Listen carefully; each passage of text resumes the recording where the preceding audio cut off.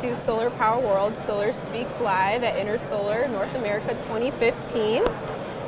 It is powered by Unirac. We're in the Unirac booth here. And I'm Kathy Zipp, Managing Editor of Solar Power World magazine. And today we're speaking with Alyssa Jean Schaefer, Communications and Policy Manager at the Southern Alliance for Clean Energy, or SACE. And Alyssa holds a master's degree in communications from Grand Valley State University in Grand Rapids, Michigan.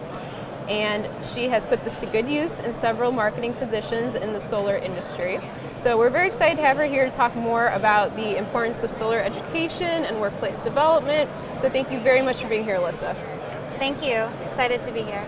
Sure. So can you start off by telling me how you got into the solar business and just more about the work that you do at SACE? Sure.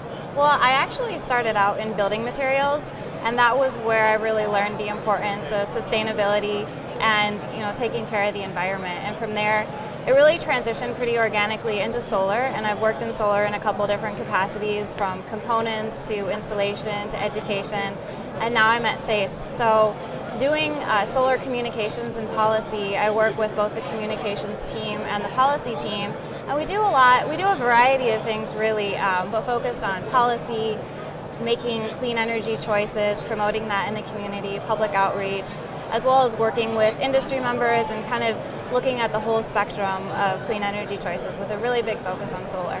Wonderful. Mm-hmm. So to learn a little bit more about that, can you give us an overview of the regulatory environments of the states that you cover? So like especially Florida, which I know is ironically a sunny state that often feels that it doesn't have solar-friendly policies. Sure. Okay, well there's a lot in that question. So SACE covers the southeast region, and that includes generally the Carolinas, North Carolina, South Carolina, Tennessee, Georgia, and Florida. And it's really interesting because each state really has its own unique regulatory either barriers or positive things that are going on. For example, Georgia just recently passed the PPA bill, whereas North Carolina and Florida PPAs are still illegal. So the states, you really see a wide range of regulatory environments, even though they're in such a small geographic area. So it's a really interesting thing to see and work in the different states. Florida especially, you mentioned, so you said it feels like it doesn't have good I know a lot of policies. people, Well, it's funny because it's not that it feels like it doesn't, it actually doesn't, like point blank. It has nothing to do with emotion. It just doesn't have, it doesn't have a renewable portfolio standard. It doesn't have an effective resource planning. It has tax issues, and PPAs are actually illegal there, as I mentioned. So that is one of the focuses that SACE is trying to work on, to remove some of those barriers. And they're doing it through a few different things, but one of the exciting ones that they're working on right now is the Floridians for Solar Choice ballot initiative.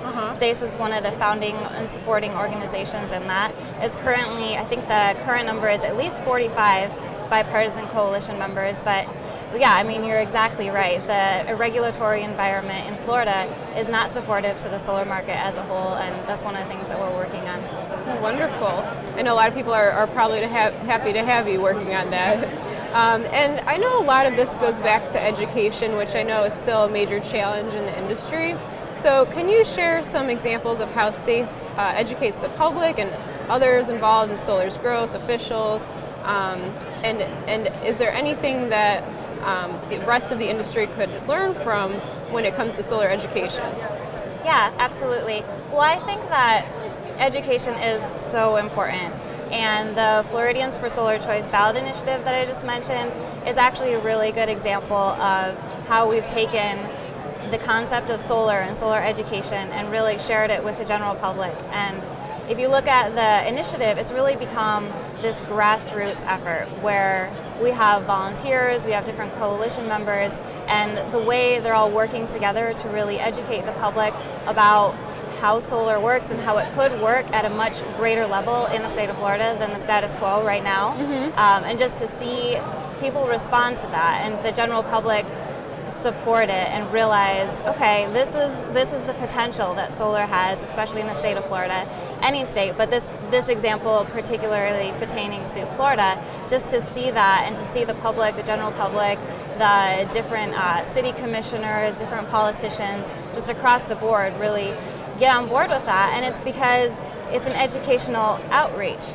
If you look at the facts of solar in the state of Florida, I mean, it's not, trying to make something up or figure out, well, maybe this could work. No, you have science, you have economics, and it's not too hard to convince them once you present them with the facts. And so then it just becomes a conversation that really makes a lot of sense. So more specifically, so how do you do that? I mean, do you have like specific events that you have panel discussions on, or how does that education come across? Well, we use a lot of different mediums for that. Okay. Part of it is just person-to-person conversation. So, for example, if we have a really strong coalition of volunteers, and if you have a volunteer and you're able to educate them about the current issues and about the initiative, that volunteer then becomes an ambassador of solar. So in a very informal way, they're able to have really informed conversations with their friends, with their coworkers, and kind of spread that conversation and spread that education in a really natural way. Sure. We use a lot of more structured outreach as well, giving presentations for different groups, doing coordinated blogs and social media outreach and things like that, and even here at Intersolar, setting up panels and having more of the traditional structured conversations. But it's been interesting to see kind of a combination of that, how it kind of comes full circle. And today with the internet, it's easy to see what people are responding to, what they're talking about on the ones that are, very structured and you can really see it. And then on the more personal side, where you have people just talking about it on their Facebook walls and things like that. Wonderful, and that's really something anybody can do. I mean, you guys do it in a very structured way, but just on social media or talking with your neighbors and friends, it really can help spread education about solar. So, one last question. So to educate the public, you have to have a skilled and qualified workforce. So what tips can you share for solar businesses when it comes to workforce development? That's a great question. I think it's a very important question. I'm sure anybody in the solar industry, you, me, anybody else, has either seen or heard of instances where sometimes we do the bare minimum just to get the job done.